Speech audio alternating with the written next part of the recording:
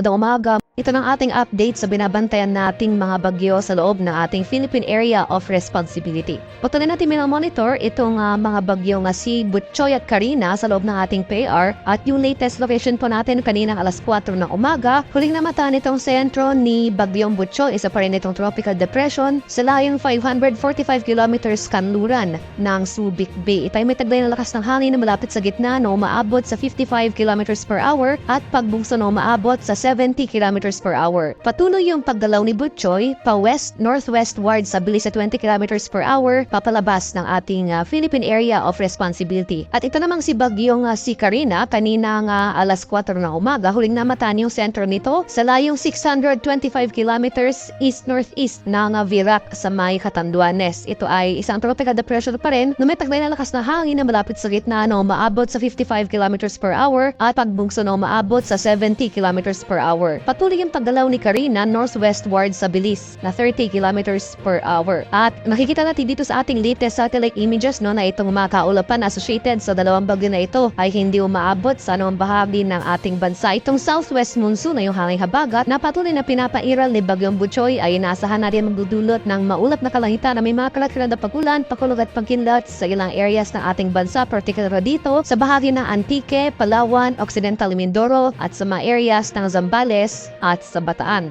Mas maliwanag sa panahon nating inaasahan sa Metro Manila at sa nalalabing bahagi ng ating bansa. Gayun pa man, nakanda pa rin tayo sa mga tsansa ng pulupulong pagulan na may pakulo at pagkilat na dulot ng localized thunderstorms.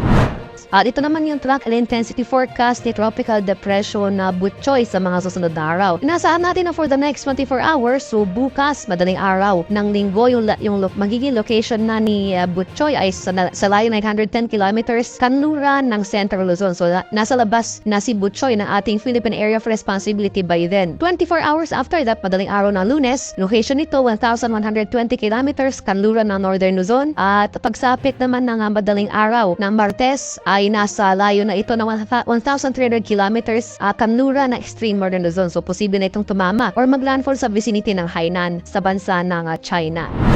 Para naman sa track and intensity forecast ni Bagyong Karina, for the next 24 hours, bukas, madaling araw, or sa madaling araw, bukas, inasahan natin yung location na ni Karina ay nasa layong 545 kilometers silangan ng kasiguran ng Aurora. Mapapatuloy yung northwestward na pagdalaw ni Butchoy within the next 24 hours. And pagsapit naman ng Lunes na madaling araw, yung location na ni Butchoy ay nasa 420 kilometers silangan ng Apari, Cagayan. 24 hours after that, madaling araw naman ng Martes, yung location na dito ay nasa 370 kilometers east of Basco, Batanes, 415 kilometers east-northeast ng Itbayat. At pagsapit naman ng Thursday, next week, inaasahan na natin to na posible nasa labas to ng ating PAR sa laying 585 kilometers north-northeast ng Itbayat sa Batanes. Ano nga bang ating inaasahang magiging epekto o yung mga impact sa dala ng mga bagyong ito sa ating bansa? Sa heavy rainfall ay mga manalasap ng ulan na dala ng bagyo, so maliit pa naman yung tsansa o hindi natin inaasahan na magdudulot ng mga direkang malalakas sa buhos na ulan itong si Butchoy sa anumang bahagi ng ating bansa. At low likelihood rin or maliit rin yung tsansa na itong si Karina ay magdudulot ng heavy rainfall sa anumang bahagi ng ating kalupan. Win pa man kung may significant changes sa ating track forecast, bakaroon rin tayo ng mga pagbabago sa ating heavy rainfall outlook within the forecast period, so that is within the next 3 days. Itong southwest monsoon yung habagat na patuloy na pinapairal o pinapaibayo ni Butchoy at Karina ay posible pa rin magdulot ng katamtaman hanggang sa malalakas na pagulan sa kanlurang bahagi ng Luzon sa susunod na 3 araw. Para sa makaragdagang detalye ng mga pagulan na dala ng southwest monsoon, inaasahan natin na for today makakaranas tayo ng 50 to 100 mm. So yan ay moderate to heavy rains sa bahagi ng northern Palawan at occidental Mindoro. Pagsapit naman na bukas,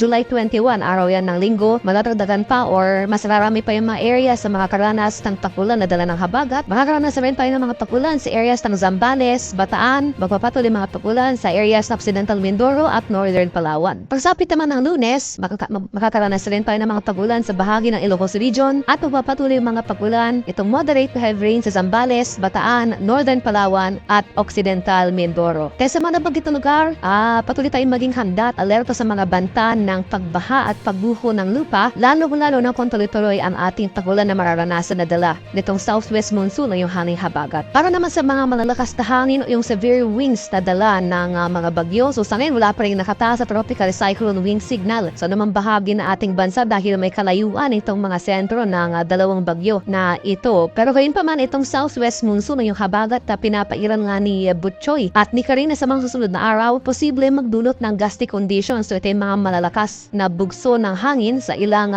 bahagi na ating bansa. So especially dito sa areas, itong mga bulubundukin or yung mga coastal areas, sinaasahan natin mas malakas yung mga hangin na mararanasan sa mga areas na ito. So starting today hanggang bukas, makaranas tayo ng gusty conditions sa bahagi ng Kalayaan Islands. Mas marami pa yung mga areas makakaranas ng malakas na hangin pagsapit ng Lunes. Itong regions ng Calabarzon, Mimaropa, Bongka, Biculan, Western Visayas, pati na rin dito sa Bataan at Metro Manila, makakaranas rin po tayo ng gusty conditions na dala ng habagat. At base sa ating latest forecast scenario, so sa ngayon wala pa nakataas sa wind signal sa namang bahagi ng ating bansa, hindi ta rin tinatanggal yung posibilidad na magtaas tayo ng wind signal number 1 dito sa areas na extreme northern Luzon at sa eastern portion ng northern Luzon.